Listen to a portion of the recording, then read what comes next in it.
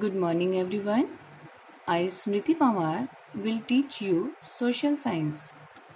Today, we will read chapter 1 of History: What, Where, How, and When. Part 2. We'll read about finding out about the past. Here, the picture is shown. This is sort of manuscript. So there are several ways to finding out about the past. One is to search for and read books that were written long ago. These are called manuscripts because they were written by hand. हाथ द्वारा लिखी जाती थी, उनको manuscript कहते हैं. And manuscript, this came from the Latin word manu, meaning hand. So these were usually written on palm leaf. Palm leaf में लिखे जाते थे or on the specially prepared bark of a tree known as the birch. Birch, which grows in the Himalaya.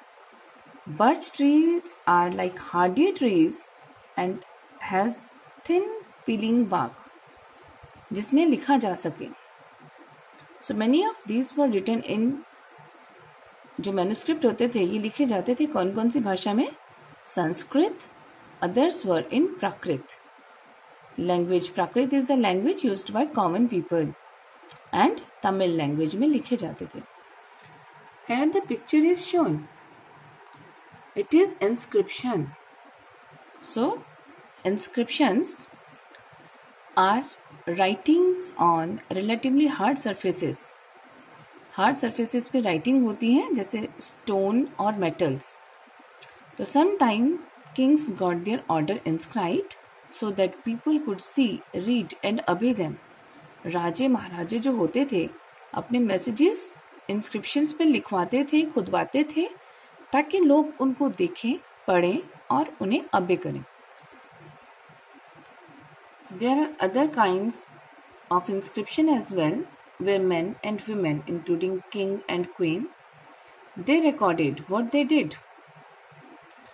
For example, kings often kept record of victories in battle. तो और भी inscriptions मिले हैं जहाँ पे men और women जो होते थे, राजा महाराजा जो उनको वो भी होते थे, उनको भी लगा लीजिए, तो रिकॉर्ड करते थे उन्होंने क्या किया है. जैसे जो राजा होते थे अक्सर अपना रिकॉर्ड रखते थे कि उन्होंने कितनी बैटल्स, कितनी युद्ध जीते हैं. एंड आर्कियोलॉजिस्ट कौन होते हैं? Archaeologist is a person who studies the people and what they did in the passed by the things they left behind. Archaeologist person होते हैं जो लोगों की स्टडीज करते हैं, पीपल हिस्ट्री की स्टडी करते हैं कि उन्होंने पास्ट में क्या किया. कैसे करते हैं? By the things they left behind, जो चीज़ें पीछे छूट गई उनसे. दे लुक फॉर आर्टिफैक्ट्स, वो आर्टिफैक्ट्स को भी स्टडी करते हैं. आर्टिफैक्ट्स क्या होते हैं? The things made by people, जो लोगों के द्वारा बनाई गई थिंग्स होती हैं और यू कैन से ऑब्जेक्ट होते हैं, उनको आर्टिफैक्ट्स कहते हैं. So these artifacts reveal more about the past. तो जो आर्टिफैक्ट हैं ये पास्ट के बारे में जानकारी देते हैं. They also carry on excavation. तो ये excavation भी करते हैं. Excavation means digging the surface of the earth. खुदाई करना. So archaeologists also study bones of animals, birds and fish to find out the food habits of the people of the past. तो किस तरह से लोग खाना खाते होंगे? तो आर्कियोलॉजिस्ट जो हैं ये बोन्स की स्टडी करते हैं. बोन्स चाहे वो एनिमल्स के हैं, बर्ड्स के हैं या फिश के हैं. इससे पास्ट में लोगों की फूड हैबिट्स के बारे में पता चलता है.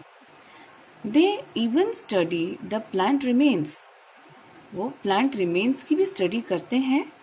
प्लांट रिमेन्स जैसे कि आप जानते हैं, they barely survive for so long, वो ज़्यादा समय तक तो रहते नहीं हैं. Next, historians, scholars often use the word source or clue to refer the information found from manuscript, inscription and archaeology. तो कोई भी इंफॉर्मेशन उन्हें मिलती है तो उसको वो नाम देते हैं सोर्स का, और एक क्लू का ही फॉर्म हो गया. एज सोर्सेस आर फाउंड, जैसे उनको सोर्स मिलता है, लर्निंग बिकम एडवेंचर, लर्निंग उनकी एडवेंचरस हो जाती है. और फिर इस तरह से वो बिट बाय बिट जानकारी लेके एक पास्ट हिस्ट्री को रिकंस्ट्रक्ट करते हैं. So historian and archaeologist are like detective, एक डिटेक्टिव की तरह होते हैं, who use all these sources like clues to find out about our past. तो वो एक क्लू की तरह इनको लेके हमारे पास्ट की जानकारी का पता करते हैं. So here is one other more topic, one and many past means past जो है सबका एक जैसा तो होता नहीं है, सबके अलग अलग पास्ट होंगे. जैसे हम देखते हैं राजा और रानी का पास्ट अलग था, उनकी हम जानकारी लेते हैं तो उनकी वो अलग थी. इसी तरह से हंटर फार्मर्स की लाइफ अलग होती है. और जियोग्राफी का भी बहुत प्रभाव पड़ता है. जैसे कोई एरिया में रह रहा है, अंडमान में रह रहा है, तो वहाँ के लोगों की लाइफ अलग होगी. इंस्टेड ऑफ अगर आप देखें कि सिटीज़ में जो लोग रह रहे हैं उनकी लाइफ अलग होगी. इस तरह से हम देखते हैं कि राजा और महाराजा, इनके पास्ट के बारे में तो हमें पता चलता है, इनकी जो भी इंस्क्रिप्शंस में इन्होंने दिया, कुछ भी जानकारी इन्होंने लिख छोड़ी तो हमें पता चला. लेकिन जो हमारे जो ये ऑर्डिनरी पीपल थे, Hunter gatherers farmer, they did not keep records of what they did. उन्होंने ऐसा कोई रिकॉर्ड तो रखा ही नहीं, क्योंकि उनका तो कॉमन सा काम होता था, रेगुलर का काम होता था, तो वो कोई इस तरह से रिकॉर्ड रखते नहीं थे. While archaeology helps us to find out about their lives, so there is much that remains unknown. Now here's picture a pot from old city. एक pot दिखाया गया है old city से, जो 4700 years back का pot है. इस तरह के pot इस्तेमाल किए जाते थे. And next picture is about an old silver coin. तो ये coin such as this one were in use from about 2500 years ago. तो इस तरह से ये आर्टिफैक्ट्स, पुराने लोगों के द्वारा बनाई गई चीज़ें, जिसको स्टडी करके हमें अपने पास्ट का पता चलता है. Now next topic is what do dates mean. अगर कोई आपको डेट पूछता है तो शायद तुम उसे डे, मंथ और ईयर में ही बताएंगे. जैसे 2020, ठीक है, और समथिंग. सो ये जो ईयर्स हैं आप देख रहे हो, they are counted from the date generally assigned to the birth of Jesus Christ. उनके बर्थ से ये असाइन की गई हैं. And who was the Jesus Christ? He was the founder of Christianity. So 2000 means 2000 years after the birth of Christ. 2020 चल रही है तो 2020 means 2020 years after the birth of Christ. तो all the date before the birth of Christ are counted backwards. उनके जन्म से पहले backward count किए जाएंगे dates को. And usually have the letters BC. उसमें हम BC means before Christ added on, उसे add कर देंगे. So here the letters are shown CE. CE means common era. And children, you will sometimes find AD before dates. So this stands for two Latin words.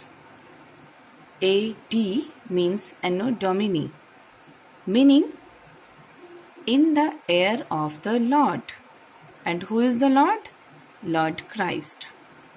So 2020 can be written as AD 2020, Anno Domini. Next is before common era, BCE, before common era. And or BC means before Christ. and sometimes the letters BP, meaning before present, are used. So student, I hope you understood today's topic. Now, here assignment 2 is given and you have to do this assignment in your SS notebook. Okay, thank you.